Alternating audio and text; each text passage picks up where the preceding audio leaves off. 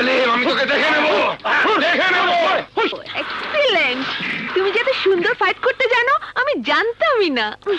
তোর তো আমার ভাই হওয়ার যোগ্যতা নাই, চেয়ারম্যানের পোলা রাতে মাইর খেয়ে আইলি। চেয়ারম্যানের পোলা সেলিম শহর থেকে ট্রেনিং নিয়ে আইছে। কাটা দিয়া কাটা তুলতে হয়, মেম্বারে গো লগে লয়ে গিয়া চেয়ারম্যানের বাড়িতে যা, এমন শিক্ষা দিয়ে আবি জানি আমগো নাম 5 ওয়াক্ত নামাজের সাথে জপতে হয়। আমার নাম জালিমউদ্দিন নেশা, জুলুম করাই আমার পেশা। হ্যাঁ বোঝা পারছি, তুমি যে কি লম ছিড়াইবে এখন, মায়ের খাওয়া ছাড়ার উপায় আছে? সেলিম, তুমি ভিতরে যাও। সেলিম যাও।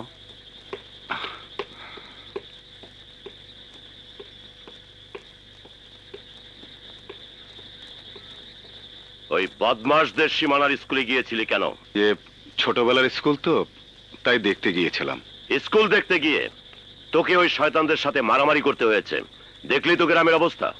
আমার ভুল হয়ে গেছে বাবা, এর চেয়ে আরো বড় ভুল যাতে না করি তার আগে আমার শহরে চলে যাওয়া উচিত। এটা চিন্তা করলি না কিভাবে ওই গন্ডগোল থামানো যায়? অথচ তুই এখান থেকে পালিয়ে যেতে চাস। আরে এটা তো কাপুরুষের পরিচয় দিচ্ছিস। কথায় কথায় একজন আরেকজনের জীবন কেড়ে নেওয়া, এটা কোন ধরনের বাহাদুরি বাবা? গ্রামের মানুষেরা সবকিছু মারামারি কাটাকাটির মাধ্যমে সমাধান করতে চায়। এরা মানুষ না, এরা পশু। তুই যাদেরকে পশু বলছিস তাদের মধ্যে তোর বাবাও আছে। তবু আমি এই অজপাড়াগায়ে জানোয়ার পশুদের মাঝে থেকে আমার ভবিষ্যৎ নষ্ট করতে চাই না। হ্যাঁ, এরা জানোয়ার, এরা পশু।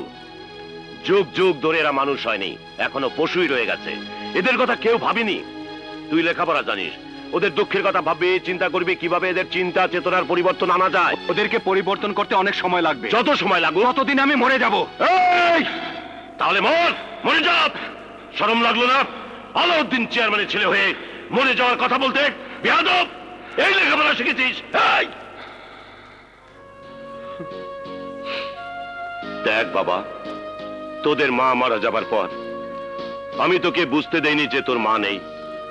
সেই ছোটবেলা থেকে তোকে মানুষ করেছি, নিজে লেখাপড়া করিনি, কিন্তু তোকে লেখাপড়া শেখানোর জন্য শহরে পাঠিয়েছি। এই জন্য লেখাপড়া শিখিয়ে এনেছি, তুই এসে আমাদেরকে ভদ্রভাবে জীবন যাপন করার রাস্তা দেখাবি, শেখাবে কিভাবে মানুষের মতো মানুষ হিসাবে বেঁচে থাকা যায়। কিন্তু আমি জানতাম না যে মানুষ লেখাপড়া করার পর শুধু নিজের কথা ভাবে, বাবা মার কথা ভাবে না, নিজের দেশের কথা ভাবে না, মাটির কথা ভাবে না, গ্রামের মানুষের কথা ভাবে না। তুমি আমাকে ভুল বুঝেছো বাবা। আমি তো গ্রামের মানুষদের জন্য কিছু করতে চাই, কিন্তু গ্রামে ফিরে আমি অবাক হয়েছি। এইসব নোংরা পরিবেশে আমি থাকতে পারবো না। আর এক মুহূর্ত থাকলে আমি দম বন্ধ হয়ে মারা যাব। আমি কাল সকালে চলে যাব। আরে তুই তো যাবি, তুই তো সামান্য চেয়ারম্যানের ছেলে। প্রেসিডেন্ট, প্রধানমন্ত্রী তারাই তাদের বাবা মাকে ভুলে যায়, তাদের গ্রামকে ভুলে যায়। যে গ্রামে তোর নারী পোতা, আজ সেই গ্রামকে তুই ঘৃণা করিস? করবি তো। যে বাবা তোকে জন্ম দিল, যে মা তোকে 10 মাস 10 দিন পেটে নিয়ে কত কষ্ট করে এই পৃথিবীর মুখ দেখালো, সেই বাবা মাকে তুই আজ অস্বীকার করিস। এই মাটিকে অস্বীকার করা, মাকে অস্বীকার করা, এই মাটিকে ঘৃণা করা, বাবাকে ঘৃণা করা। আর আজ তুই আমার বুকে ছুরি মেরে পালিয়ে যেতে চাস? যা যা, আমি তোকে বাধা দেব না, যা যা।